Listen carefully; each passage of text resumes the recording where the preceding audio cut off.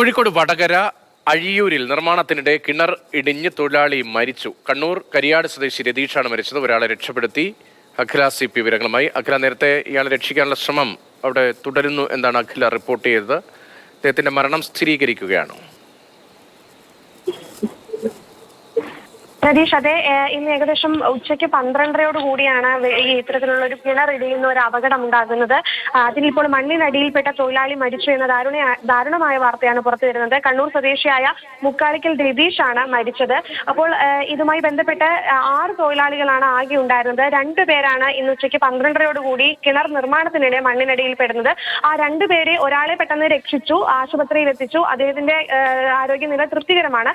പക്ഷേ ഈ മുക്കാലിക്കൽ രതീഷിനെ രക്ഷിക്കാനായില്ല. കൃത്യമായ നിർദ്ദേശം കോഴിക്കോട് ജില്ലയിലൊന്നും ഉണ്ടായിരുന്നു. അതായത് ഈ കിണർ നിർമ്മാണം, ഖനനവുമായി ബന്ധപ്പെട്ട ക്വാറി നിർമ്മാണം എല്ലാം ഒഴിവാക്കണമെന്നൊരു കൃത്യമായ നിർദ്ദേശം കളക്ടറുടെ ഭാഗത്തു നിന്നുണ്ടായിരുന്നു. അത് അവഗണിച്ചാണ് ഇത്തരത്തിലൊരു കിണർ നിർമ്മാണം ഇപ്പോൾ നടന്നിരിക്കുന്നത്. അതിന്റെ ഭാഗമായാണ് ഇപ്പോൾ ഒരാളുടെ ജീവൻ തന്നെ നഷ്ടപ്പെട്ടിരിക്കുന്നത്.